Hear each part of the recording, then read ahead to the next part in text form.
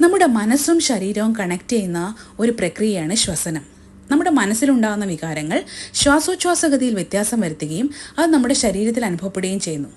ഉദാഹരണത്തിന്, നമുക്കിപ്പോൾ ദേഷ്യം വരുമ്പോൾ ശ്വാസോച്ഛ്വാസഗതിയിൽ വർധനം ഉണ്ടാവുകയും അത് ശരീരത്തിൽ അനുഭവപ്പെടുകയും ചെയ്യുന്നു.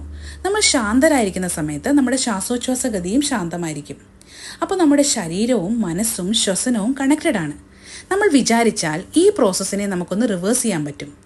അതായത്, നമ്മുടെ ശ്വാസോച്ഛ്വാസഗതിയെ നിയന്ത്രിച്ചാൽ നമ്മുടെ മനസ്സിനെ നമുക്ക് കൺട്രോൾ ചെയ്യാൻ പറ്റും. ഏത് വലിയ പ്രതിസന്ധിയിലും നമ്മുടെ മനസ്സിനെ നമുക്ക് കൺട്രോൾ ചെയ്ത് പിടിച്ചു നിർത്താൻ പറ്റും. എങ്ങനെയെന്നല്ലേ? നമ്മൾ ശ്വസിക്കുമ്പോൾ നമ്മളുടെ നിശ്വാസവായു വളരെ പതിയെ വിടുക. എത്രയും പതുക്കെ വിടാൻ സാധിക്കുമോ അത്രയും പതിയെ നമ്മൾ നിശ്വസിക്കുക. ഈ പ്രോസസ്സ് റിപ്പീറ്റ് ചെയ്ത് കഴിഞ്ഞാൽ വളരെ പെട്ടെന്ന് നമുക്ക് മനസ്സിനെ കൺട്രോൾ ചെയ്യാവുന്നതാണ്. ഇതിനെയാണ് നമ്മുടെ ഗുരുക്കന്മാർ ഇന്ദ്രിയങ്ങൾ ഉപയോഗിച്ച് മനസ്സിനെ കൺട്രോൾ ചെയ്യാമെന്ന് പറയുന്നത്.